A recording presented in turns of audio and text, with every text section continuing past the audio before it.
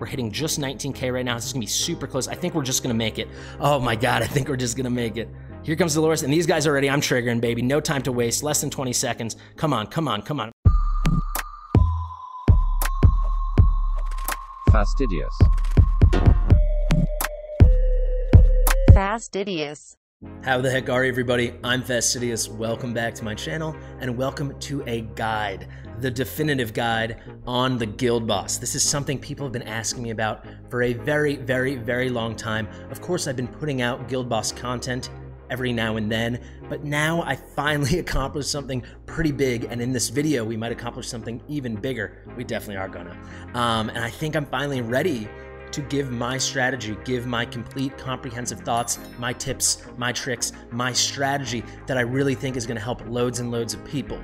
So in this video here, we are gonna start off right off the bat with a full walkthrough of the NM4 Guild Boss, and we're gonna go ahead and get that 20,000 plus blood chest. I can't do 50,000 yet, but that is proper endgame stuff. This is still a late game focus. That's where I'm at. And then I'm gonna take you through all the builds of all my heroes, the little tweaks I've made to them along the way, all my thinking. Finally, we'll go into the NM3 Guild Boss. You might be wondering why do 4 then 3. I'll explain in 1 second. We'll do NM3, and I'm gonna try to get my first ever max chest, 20K blood, and I'm very confident we're gonna do it. I'll just tell you right now, we're doing NM3 second, because I actually think it's harder to get 20K blood on NM3. You might be thinking, why? Well, it's harder to build up blood. The higher difficulty the Guild Boss, so from NM1 to 2 to 3 to 4, and then earlier stuff, so the earliest to the hardest, once you get a shield down, you're able to rack up way more blood in between phases, so it actually is easier to build those high blood totals. So in NM3, you can get the 3rd shield down pretty quickly and beat phase 3, as you would say. However, you might only be at 8,000 or 9,000 blood at the beginning. It's gonna be really hard to build all the way from there to an extra 11,000 that you're gonna need or whatever in just about a minute and a half, a minute 45 seconds. With NM4, as you're gonna see, once we get that 3rd shield down, and we can finally do it as of yesterday, you're already gonna be at like 17,000 or 18,000 blood, maybe 16,000 or something, but you can still ramp up pretty quick and get to that 20K, or at least it's a lot more achievable. So for that reason, we're gonna start at NM4, then I'm gonna walk you through all the builds. This is gonna be a very comprehensive guide. I'm gonna explain everything, I promise. Then we'll do NM3. Yesterday, I did clear NM4 for the first time. I got just over 21,000 blood. I'll put a picture up right now. And then NM3, I got 19.7K blood. So why am I so confident that I can show this off and that we're finally gonna get it on NM3 as well as NM4, which we already did? Well, I've done a lot of tweaks. So when we do the build section, I will go over like the 6 main changes I made that I think are gonna set us up for success and get that extra 300 blood. Anyway, without further ado, let's do this thing. Let me show you my team. Let me explain all of this. And I should say, this is part of my Grind for Glory, guys. This Grind for Glory series has been an absolute blast. It is gonna come to a semi-formal end on day 100. And when you look at that, it is day 99.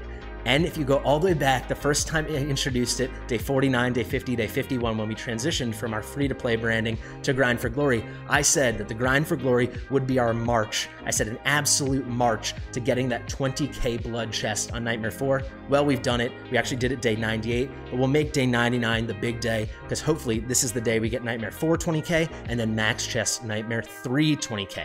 So let me show you that team, and let me start ramping up a disclaimer. So what do I need to disclaim? Guys, this guide can be applied to anyone.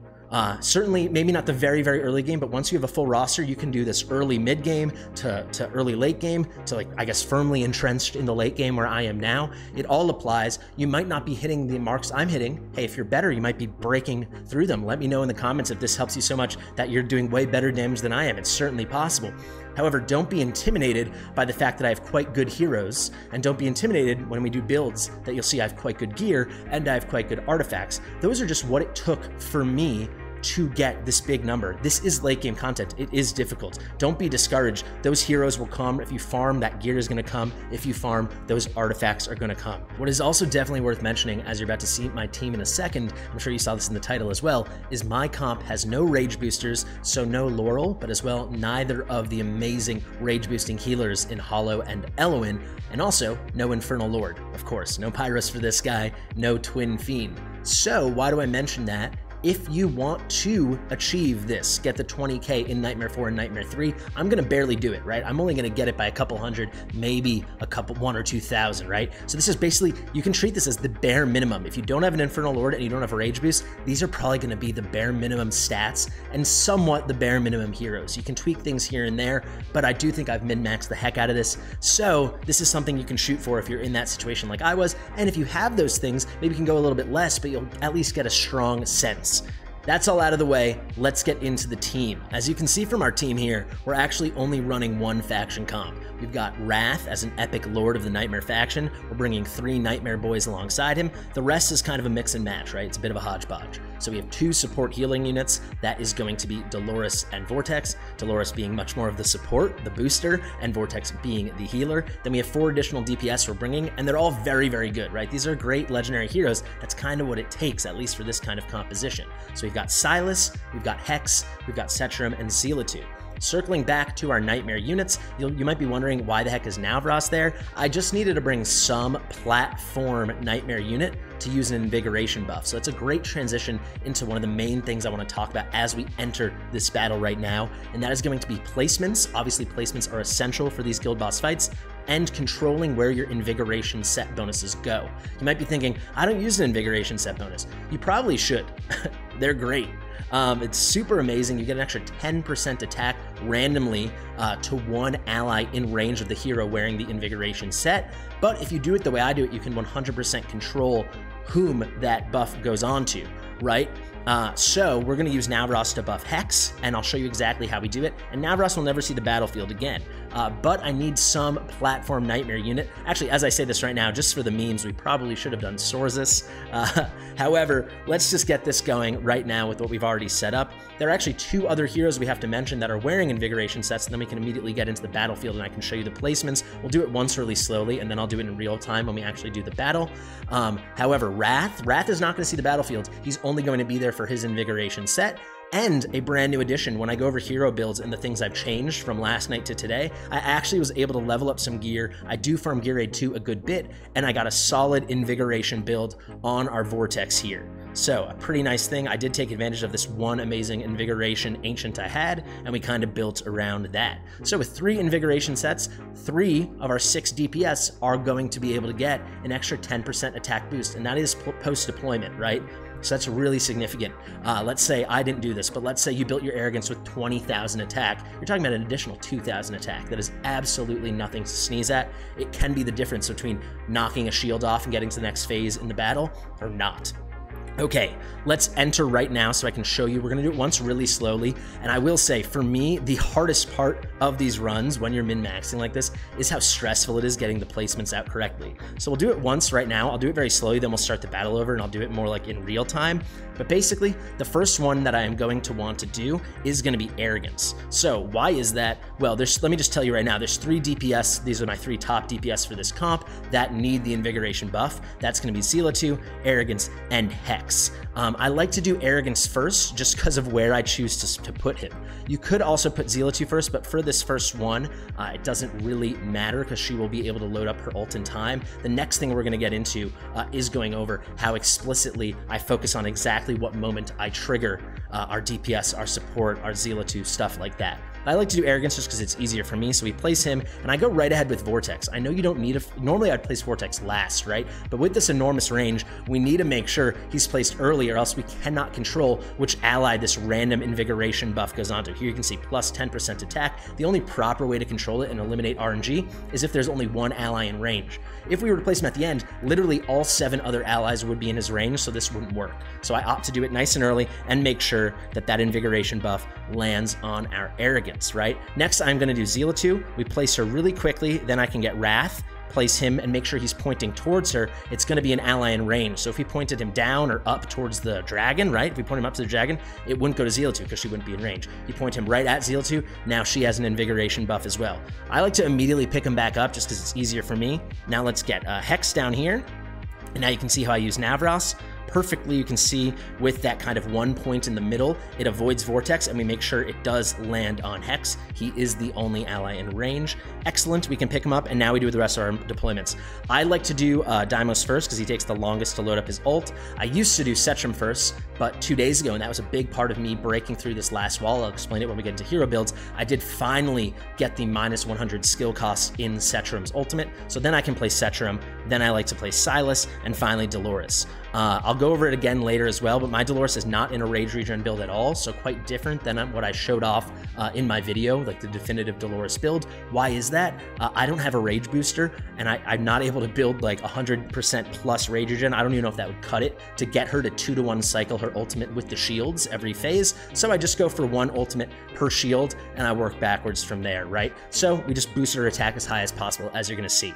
There you have the placements, guys. Let's actually get into battle. Actually, before we do, let me say one more thing. I was going to do this later, but let's talk about Delores range. So what is Delores range, right? Basically, she has a square around her, so the 8 tiles around her, 3 up, 1 to the right, 1 to the left, 3 below, and then from the middle of each of that square on each side, she has 1 additional. So it's like a big cross with like a square in the middle, right?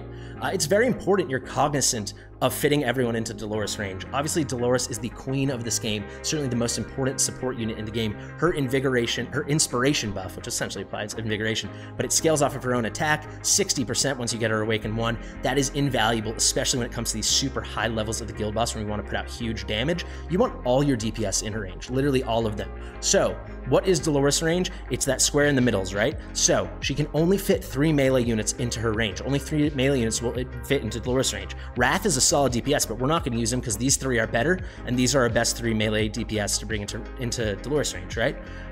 Then we're fitting everyone else within that square. So there is going to be Setram. Let's actually go from this top-down view. There's going to be Silas, and there's going to be Hex. And if we click on the range, you can see there's our 3 melee, there's Setram, there's Silas, there's Hex. Of course, Vortex is in there too. Does not matter. He doesn't need any attack at all. So that's Delores range. Let's restart. Let's actually set up the battle in real time, and then we're going to really focus this first phase or so. I'm going to explain in strong detail. We'll probably keep it on 1x. I'm going to go over triggering, and by triggering I mean when you click the ult, when you activate the ult. That is so important for this kind of comp to work. So let's restart. I'll try to be as smooth as possible. I do mess this up a lot. I do find this very stressful, so I'll try to be very deliberate. Here is Arrogance. Now there is Vortex. I like to talk to myself, even if I wasn't on camera, I do this. There is Zilitu. There is Wrath. Pick up Wrath. Here comes Hex. Oh, it's smooth right now. Let's not mess it up. Here comes our boy Nauvras. Pick him up, and now let's go. Deimos, Setram, the boy Silas, and finally Delores for last. Some people, if you're able to cycle, you can place Delores first, right? That's something to consider. For me, this is the way to do it. So we're on 1x now. We have a few seconds. Why do I say we have a few seconds? The first ult we have to trigger is going to be Zilitu. And this is going to be slightly different, so be sure to test with your own team if you're a Zilitu user, if you're a player that has her on your team. But you should really pay attention to the optimal time on this countdown clock to trigger her. And that's going to be slightly different for everyone. I'll tell you right now, from my practice, it seems to exist between when there's 4 minutes 22 seconds remaining and 4 minutes 28 seconds remaining. For me, it comes right between like 4:25 and 4:26. That's because everyone's going to have a slightly different build, or very likely everyone's going to have their own unique build, and everyone's pantheon's built up a little differently. Everyone has a slightly different amount of attack speed, so attack speeds are different, rage regens are different. Basically, I want to trigger her as early as possible to make sure we really hammer at him as soon as possible, but also that we're triggering early enough so the ult lines up as well for shield number 2 and shield number 3. Shield number 1's easy, right? At least once you're at this point where you can take down all 3 shields. The 3rd shield is kind of already where my head's at. So for me, it's right about between 25 and 26. So there we go. I like to trigger there. And now we can kind of sit back. It's right towards the beginning of the 2nd Infernal Roar. I'll actually explain that now as well. The dragon here, he is going to do 2 moves, right, in between phases, and he'll do each of those 2 moves twice. So it's going to go Infernal Roar, Meteor Strike, Infernal Roar, Meteor Strike, right? So here's going to come his 2nd Meteorite Impact. Oh, sorry, Meteorite Impact. And I like to, now the next trigger is going to be Setram for this composition. Setram, if you guys don't know, when he triggers ult, he has a bit of a delay. So I like to do it when there's about a quarter left. That seems to line up really well with right when the shield comes up. This is essential for Setram because the whole reason he's here, I mean, he's a great hero, but he's really good at taking down shields and hitting shields. So let's trigger that right now. And then right when we get hit and Vortex does his heal, that's when I trigger Delores. And now I just go down the line, and with the slight delays, it should line up perfectly. So they're all going right right into the shield. Deimos slightly late, but that is to be expected. He takes a long while. It's really only the first one we struggle with, but you can see the shield's taken down quite well. By the time he's ready to actually do his next move, we should be at about 5,500 blood. That's what I'm looking to see. That's what I personally know is, you know, is the right amount. That means we're probably going to hit our marks. Okay, let me actually quickly stop it there. So to go down the line, you obviously want to trigger Delores first. You want everyone to have inspiration on them from Delores when you then trigger their ults, so you're getting the most out of their ults. That is super important. And you can see this lined up quite well. So Delores picked up right again at 30%. So he's 10% in, Zilitu 16% in, pretty darn close to getting them to line up perfectly. Let's see, looks like we are going to be right there, maybe even slightly higher. And now the final thing I really have to highlight in terms of triggering. So to recap, right? Zilitu, you're going to go for that like 422 to 428 range. It's different for everyone. Setram, do it when it's about quarter bar left on the meteorite shower or meteorite strike. Right before the shield goes up, the second round of that. Then you want to do Delores, then down the line with your DPS. The last most important thing, and I do make this mistake sometimes, it doesn't ruin your run, or at least for me it doesn't, but I have to start over because it would otherwise. Don't forget to heal. So I'll show you exactly right now. I'll keep it on 1x as it happens. I like to heal after the first Infernal Roar.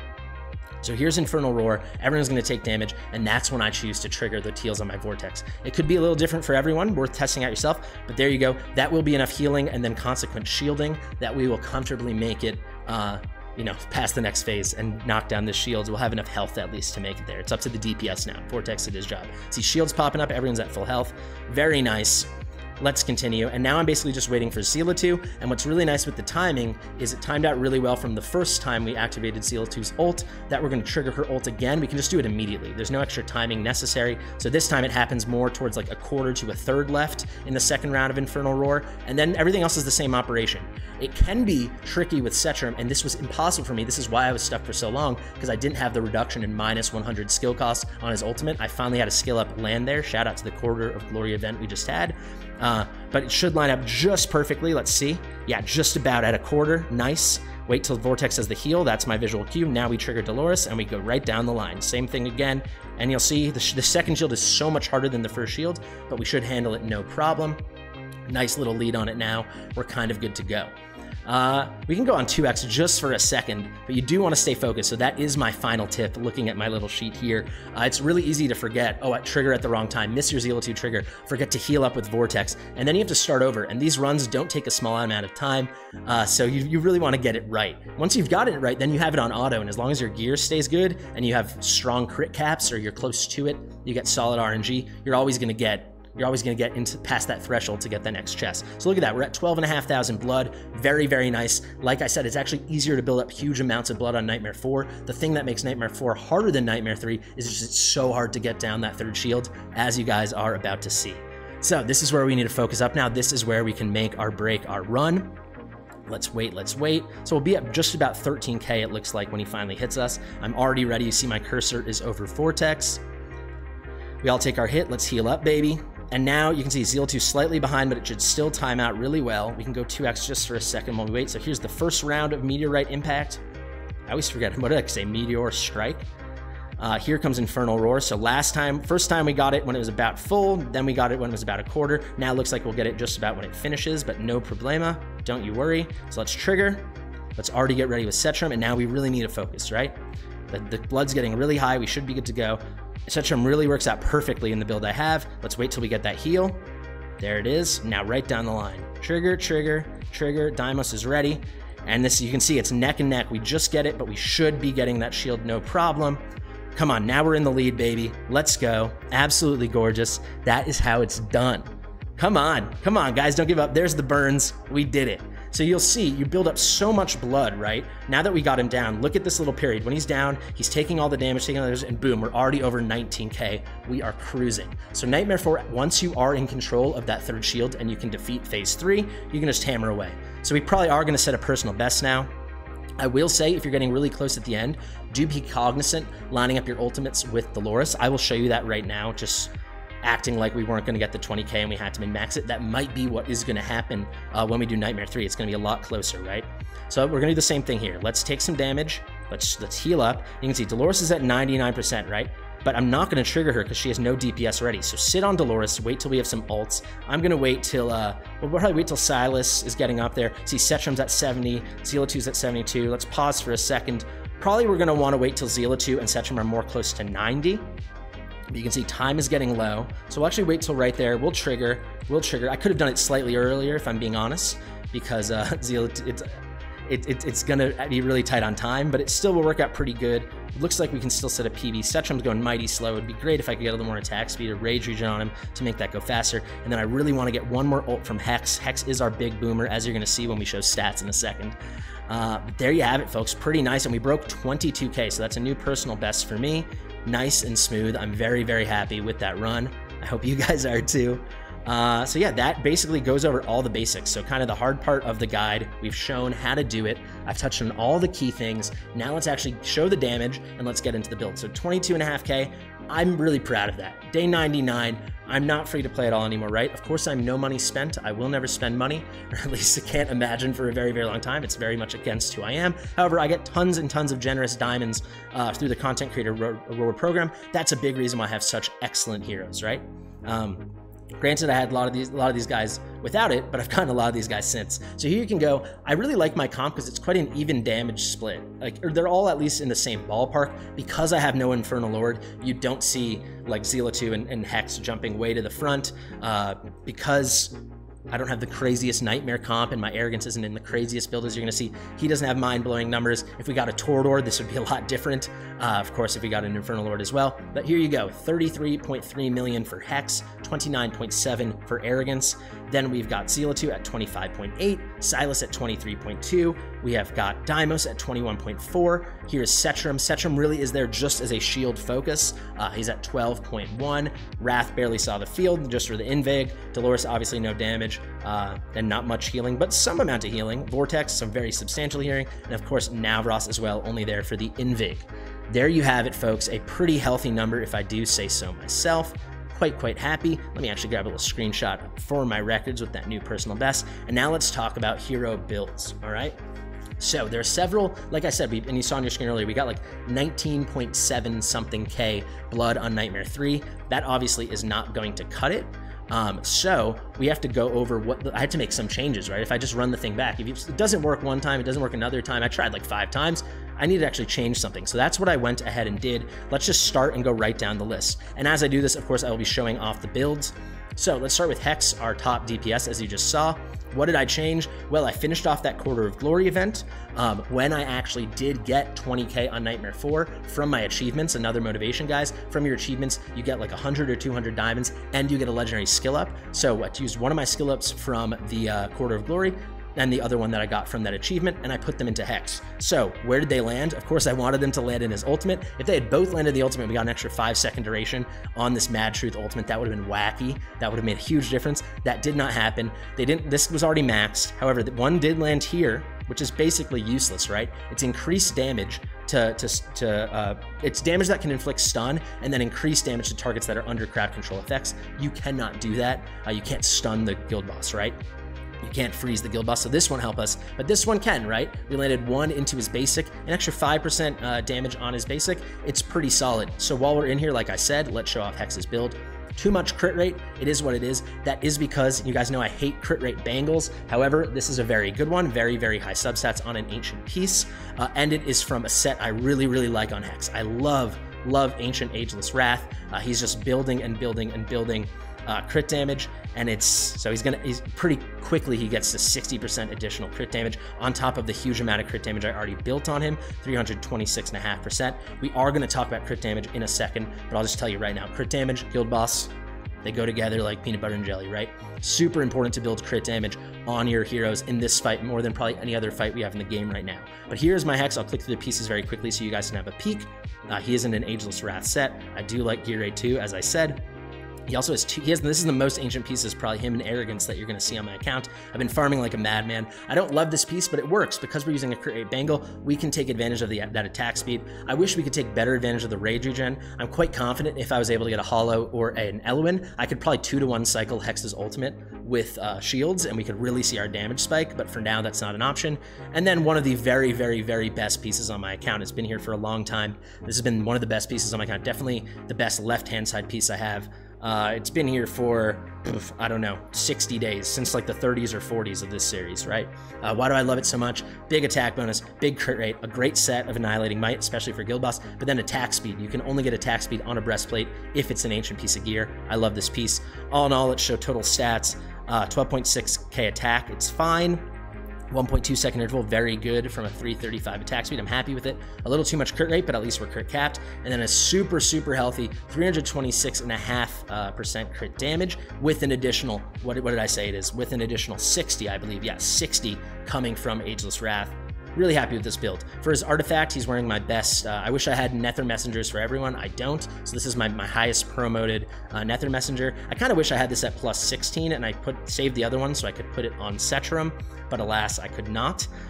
We'll get to that in a second. So that is my Hex. We'll try to go a little quicker here. Here is Zilitu, and I was saving one of the changes for right now. So good thing we were on the artifact page. I've been farming artifact material raid like an absolute madman during this tournament, or at least by my standards. You let me know if you guys think I'm a madman. But I've broken 42,000 points. I've done like 13 10 pulls, I believe, of the Flawless Meteorites, and I haven't gotten much. However, on my 12th 10 pull that I did, just a few hours ago, I did get lucky and I finally got my second Crystal of Vileness ever. So I think Crystal of Vileness is an excellent, excellent choice for Zilitu, especially if you're not running a bleed team and you can't use a Scarlet Hunt. So let's get this promoted. You might be saying, are you crazy? You should use it, on someone else. So they each have one, and you totally could be right. But I want to make sure it's day 99. If this is the difference between 19,900 blood and 20,000 blood, I'm happy to do it and just grind a little harder. It might not be the absolute most efficient thing to do, but this is what I've decided to do. So we see a big improvement there. Now we have a 90% hero attribute contribution to our Shadow Guard, up from 80%. We might as well take this thing to plus 13 as well. So an extra 90 attack and an extra 300 HP as well. I'll certainly take that. Let's get into the build for Zilitu now. And you're gonna see, guys, lots of sets, right? You hear us all the time saying stats over stats, stats over sets. When you're firmly entrenched in the late game, it's time to start looking at sets. And that's my little tip for you guys right now. Especially these premium sets, the red and gold sets.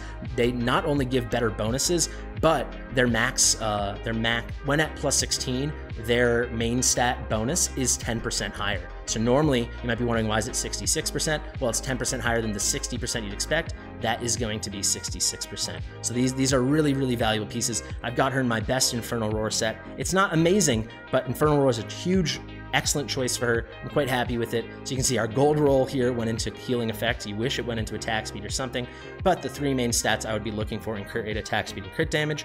If we keep going, then we got crit damage over here with attack bonus and not that much more, a touch of rage regen. I wish it was better, but this is the best I've got. And then another attack bonus here with a big crit damage roll and a crit rate. So trying to get that crit damage, but of course still valuing attack. And then she's in some of my better Calamity gear. So a big flat attack roll, really nice attack bonus, nice crit rate.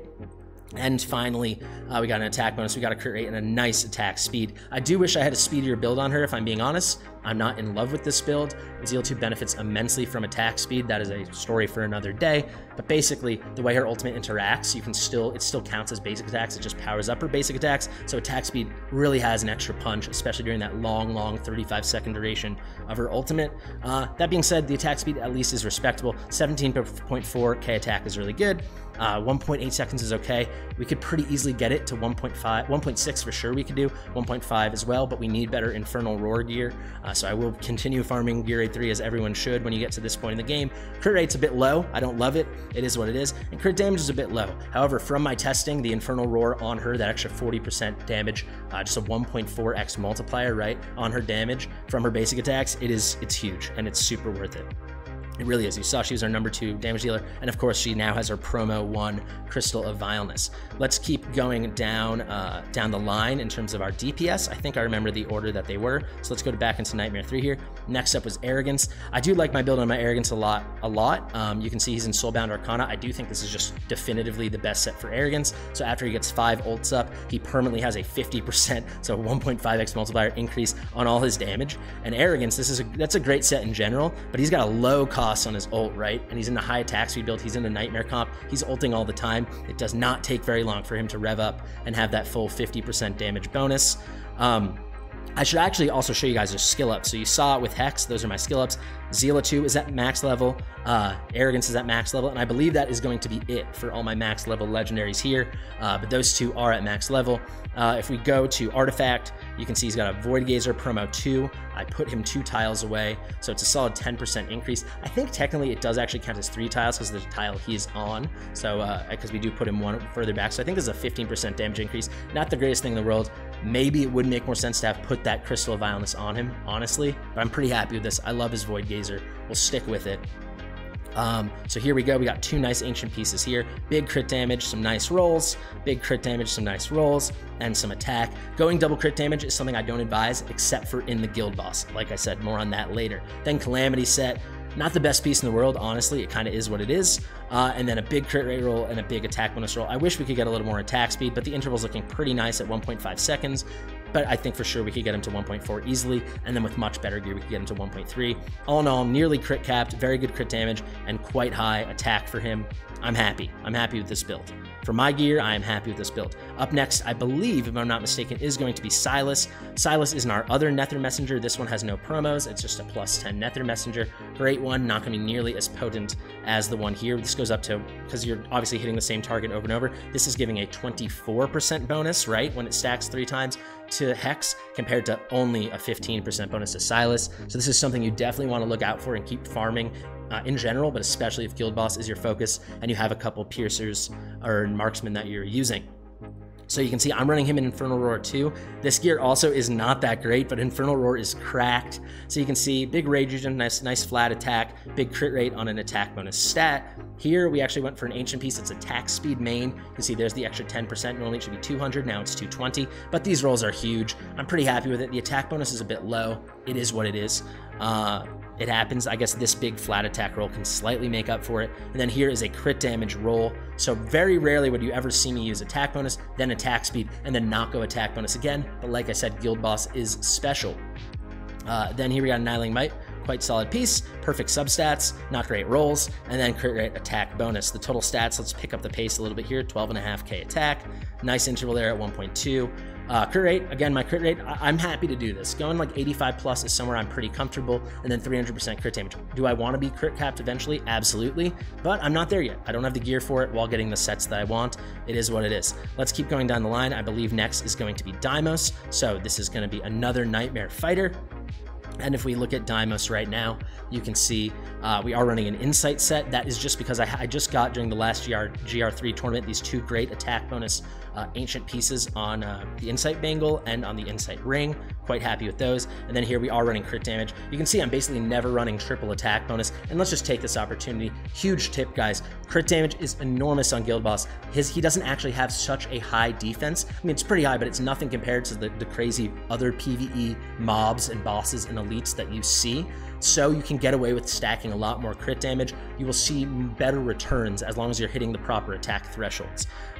People have already started doing research on it, so I don't want to say any numbers yet, but once we have a definitive number at what we think that defense threshold is on the Guild Boss, I'll let you know. But there you have it. Pretty solid build there. I'm happy with it. Back to Annihilating Might, getting that crit damage going. It's okay. My gear's not... Some people might think my gear's amazing. Other people might think my gear's a joke. Depends on what point of the game you're in. My gear's okay, right? It's okay. Then here we got a Soul Drainer. You might be thinking, why am I rocking a Soul Drainer? Well, Deimos, I think, just is going to benefit from the base stats. This happens to be a 3 promo Soul Drainer. It's something I'm preparing for certain PvE content for my Cerberus, and it's been dropping a lot for me. And just straight up 4,000 extra HP, 1317 attack. I'll take it. You know, the actual bonus isn't helping much. If I had an extra Ancestral Teaching maxed out, maybe we would use it. I guess I actually do have one more I could have used. Kind of, it is what it is. Now that I think about it, the Ancestral Teachings might have been the move. But that's pretty significant, right? 1317, it's probably close to a wash. I like it, and the HP certainly helps. Don't sleep on that HP, because of course basic attacks deal an additional damage equal to 2% of this hero's max HP. Not game-changing, but it is something. Let's show those max stats very quickly. 12.1 attack, a 1.5 second interval, 347 attack speed, very, very close to the crit cap, and again, over 300 crit damage. That is kind of what I'm shooting for. I don't get it every time, but I'm quite happy when I get it. Going right down the list, I guess I'll just show you, let's just show these guys really quickly. Just an invig set, the stats do not matter, as you saw. Nauvras is probably wearing even less gear. Yeah, it's just random, not even max level. It doesn't matter, no artifact. He's there just for an invig set.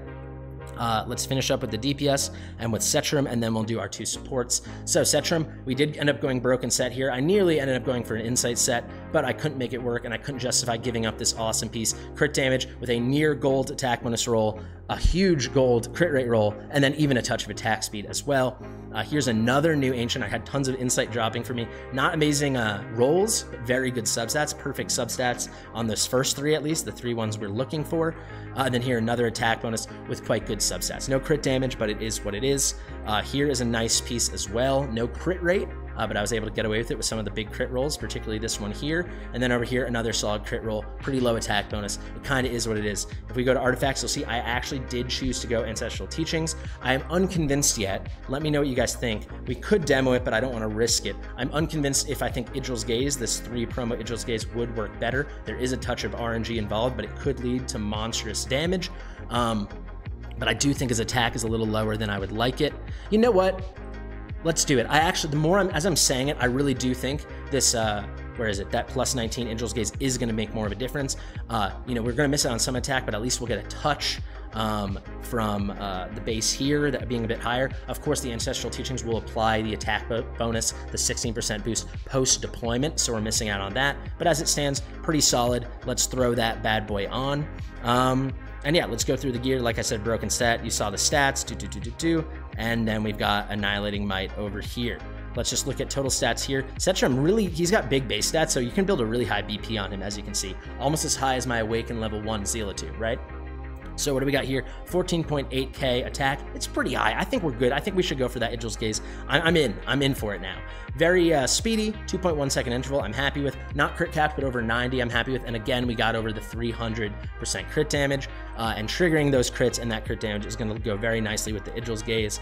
You'll love to see it. Curious to see what kind of stats we put up. All right, that should cover everyone except for our healers. Like I said, Delores, we totally punted Rage Regen. This is not my typical Delores build. This is now going to be my guild boss Delores build until I have like a Eloin or Hollow to rock her with.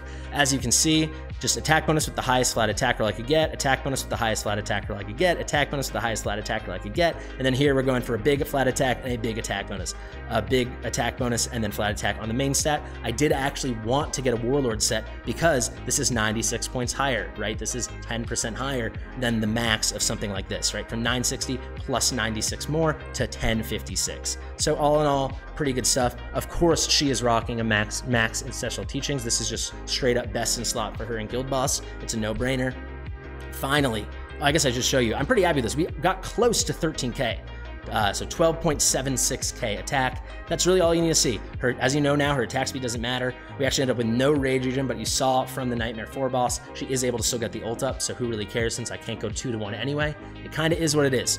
Now we got Vortex, who is the newest build I changed. As you can see, we did go Invig set. It kind of is what it is. It's not as strong as my old Vortex build, but the Invig set, I think, makes up for it. You actually, when you have this level gear, you don't need that much healing for Guild Boss, even Nightmare 4. So there you can go. We're just hunting for HP bonus. We're hunting for heal effect. We're hunting for flat HP, and of course, hunting for a lot of attack speed. This piece made it a lot easier to build a lot of attack speed on him and kind of get the set working. So this piece kind of unlocked it for me, even though I had to go attack speed main. So you can see just under 40k HP. Normally I like to shoot for like 42k. It kind of is what it is, and as you saw, it worked on Nightmare 4. It's going to work on Nightmare 3. Very strong interval at 1.8 seconds. And then of course healing effect, even overkill. Like 100 I would have been happy with, 127, why the heck not? There you have it, guys. And then of course we are rocking him in an Orb of Euphoria. Great choice for him. Get a little attack speed on everyone else. Get us putting out more DPS. So the 2 final tips, like I said, crit damage, don't sleep on it. We don't 100% know what the defense threshold is, but it's certainly lower than a lot of other late and endgame PvE content. So you can go crit damage or double crit damage on the accessories when you see fit. Maybe if you had monstrous substats, you could go triple. I bet you there's someone out there doing that. I do not have the gear for that yet. And then I would just say the general rule of thumb with all the content I put out, do not sleep on attack speed. You can see the lowest I think I had was on Zilitu, unfortunately, with like an additional 129 attack speed. Getting those attack intervals down, especially early on when the returns are really good, like the amount it actually costs to reduce by 0.1 second per attack speed, it's huge. So please, the amount of times I do takeovers for Guild Boss and stuff, and people have just completely punted attack speed, Not the right choice. You're missing out on tons and tons of damage. All right, guys, moment of truth. Can we do this? It's going to be the exact same situation, the exact same song and dance as you just saw with Nightmare 4. Now we're on Nightmare 3. Let's hop in. Hopefully I nailed this on my first try. I'm going to talk to myself, try to be very deliberate. Same placements and everything. Let's get going. Here comes Arrogance. Here comes Vortex. Let's get rid of Zilitu. There she is. And very quick, there's Wrath. Let's get Hex down. Ooh, that's Silas. Let's get Hex down. Let's get Nauvras down. Perfect. Let's pick up. Let's pick up. Let's Deimos. Let's Setram. Let's Silas. And we did it. That is always stressful to me. Let me know in the comments. Is it as stressful for you guys? We can 2x it because we kind of explained it all and we kind of know what we're doing. I will go back and forth between 2x and 1x when I see fit. So we're coming right up to our moment right now. Just about when it comes. We can trigger right there, right about 425. That's kind of my sweet spot, as I said. Now we just keep an eye on Setram. He's next. He's locked and loaded. We're good to go. Let's wait for one more second, right about there. Let's wait till we get that visual cue from the heals. There it is. Trigger, trigger, trigger, and we're going to melt this first shield like it's absolutely nothing. Deimos a bit slow on the pickup. No worries, buddy. You'll catch up for the next phase. It really matters how efficiently we take down these shields because we need to pump out as much damage as possible in this little interval. You can see pretty good though. A bit higher actually than we had with Nightmare 4, so that's pretty good to see. Or maybe right on pace, right about that 5.5k blood mark. No, it is a bit higher. We're going to be closer to 6k. Let's get ready with that heal. Even though it's Nightmare 3, do not sleep on triggering your heals from your healer. Let's get ready with it. Here comes the Meteorite. You can just keep an eye on Zilitu right now. That's where I'm staring. Once she's in the 90s, yeah, let's sort back on 1x. We're going to trigger as soon as it comes up.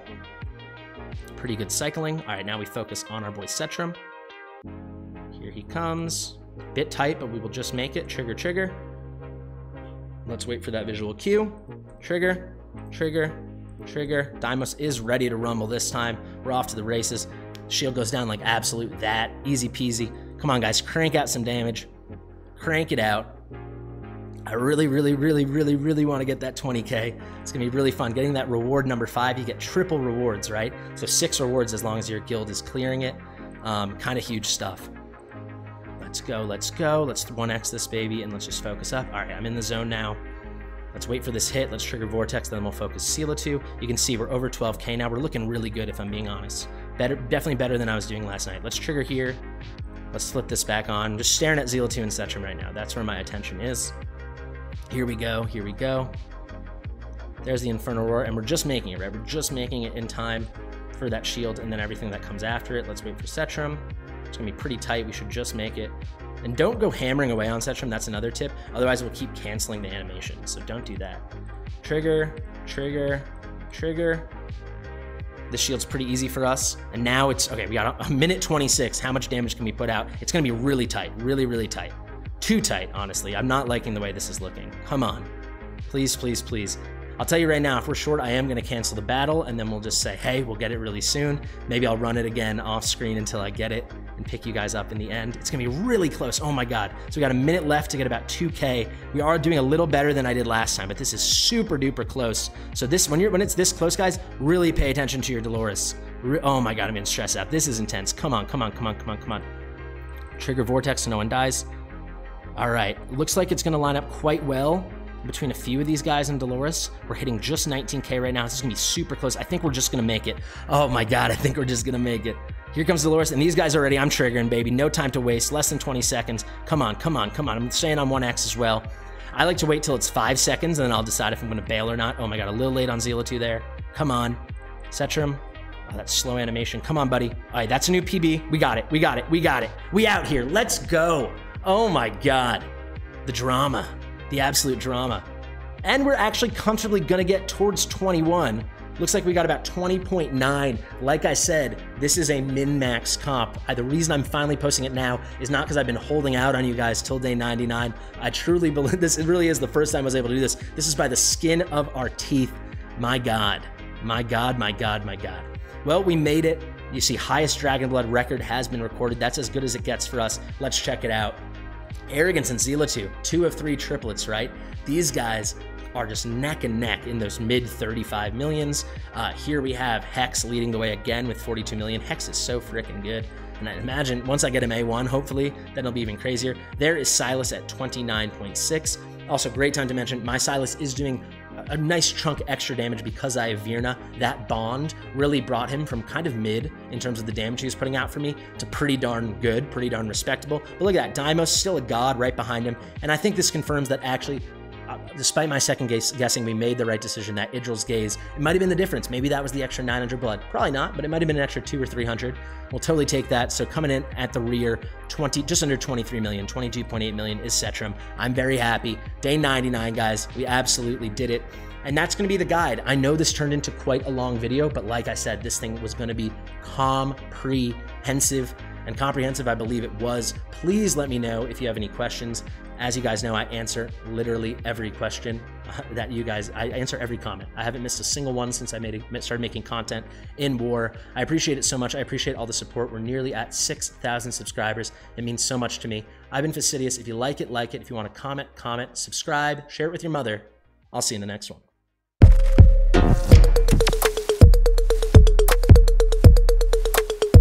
Fastidious.